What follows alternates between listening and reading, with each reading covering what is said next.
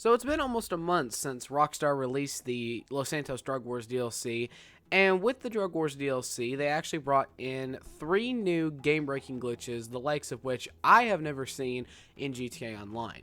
And originally I was not going to make a video, explaining these glitches and basically calling out Rockstar's incompetence when it comes to patching certain glitches in the game, but it's almost been a month since the DLC has released, and a lot of people are still complaining about them to this day. Hello there, ladies and gents, it is I, Mr. Emo Raccoon, back again on this platform we call YouTube, and today we're going to be talking about these 3 game-breaking glitches, and just so you guys can keep aware when you're playing GTA Online after seeing this video. So without any further ado, let's get into explaining them. So the 3 game-breaking glitches that I'm talking about in this video, 2 of them are disconnection glitches from both your lobby and or the game itself, and another one completely impairs your in-game controls. Let's speak about that one first because it's the most common game-breaking glitch that I've seen that a lot of people have been talking about on many social media platforms, from big YouTubers to even just people who write at Rockstar on Twitter.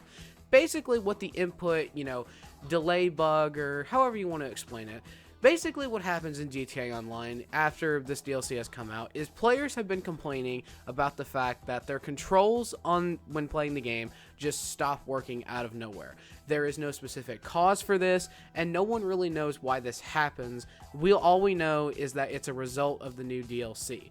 But for those that don't know what the glitch is, for those that haven't experienced it yet, you lucky motherfuckers, is basically when you're playing GTA Online, your controls just stop working for no reason.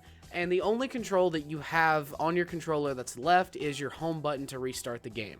Basically, this glitch forces you to restart the game. You cannot open the pause menu, you cannot move your character, you can't even turn your controller off and on again to regain controls back.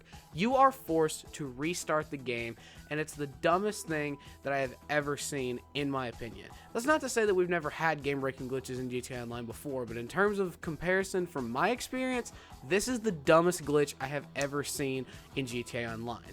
But since we've already spoke on that, let's move on to the quote bigger problems that I don't think people are talking about as much, and that's the disconnection errors.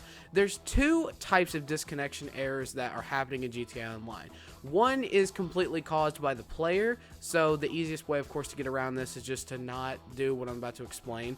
But the second one just happens like the input glitch, where it just happens whenever it feels like. The first one that causes a disconnection, which actually causes a Rockstar game service error, is messaging other players on your phone in-game. Now, if you've been paying attention to the gameplay in the background, you'll notice that I did that in the gameplay. And for some reason, it didn't happen to me where I got kicked out of the lobby. But that's not to say that it didn't happen to me. While I unfortunately do not have it recorded, the first day that the DLC actually came out, I messaged another player with something as simple as just okay, which I knew didn't have any kind of text profanity or anything like that. But it gave me the forbidden text profanity error, which at first I thought was weird, right? And not even 10 seconds after sending the message to him, I ended up getting kicked with a Rockstar game service error, which forced me back to the main menu, and I had to reload into another session. So with that glitch in particular, you don't have to completely restart the game, but it is annoying to get kicked out of a session for something as simple as sending another message to another player through the in-game phone. Now, the final one that we're going to be talking about, while it is still a disconnection error, it doesn't, completely have to make you restart the game. There's no way to control it, and there's no way to know when it's going to happen to you. Right now in the gameplay that you are seeing now is that glitch that I'm talking about. What happens is the game essentially pulls you into its own version of Cloud Simulator, is what I like to call it, where it tries to either A, put you in a whole new lobby, or put you in a job, but it never loads. The game acts like you started up your own contact mission, for example, or even just tried to join another friend on your friends list, but it never actually is able to put you in that lobby, so you're kind of just stuck in this infinite loading mode. This one, unfortunately, forces you, just like the input glitch, to actually completely restart the game, which I have to ask the question again. Rockstar, these are not just your typical minor annoying glitches that can, be fixed with, a bigger update, something that players aren't really going to be bothered by, and if it takes time to fix, that's fine. These are actual problems that prohibit players from playing your online game, that might drive players away from actually wanting to come back and play GTA Online.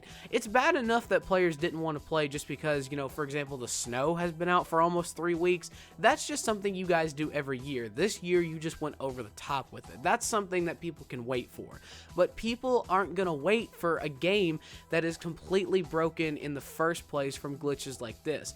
Even if the cases of this glitch are in minor areas, like let's say only 1% of the player base, were to actually experience this glitch. 1% of a player base that already sees roughly 500,000 people on launch, that's still enough people to make somebody, think to themselves, 5,000 people don't want to play the game just because they're experiencing glitches that prohibit them from playing the game. And I get it. You guys focus more on money glitches than you do actual glitches in the game. But if your players can't play the game, how are they going to end up, purchasing the microtransactions that are obviously a scam? You got to think about it like that.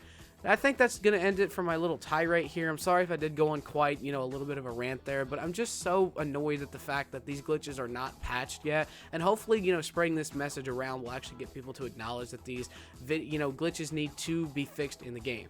If you'd actually like to suggest these, ideas to Rockstar just so they'll actually fix it, I'll link their feedback page in the description of this video where you can go and type out these glitches manually to them, and hopefully, soon we'll get these glitches patched. But I will say this, I hope it doesn't take until the summer update of this year for them to get fixed, because if it does, I don't think people, especially me, are going to wait that long. But if it does, there's nothing really more that we can do. It's Rockstar's own personal patience and time, even if it is annoying. So I guess all we can do right now is just kind of share this to them. But anyway, this has been Mr. Emo Raccoon, and I will see you guys next time.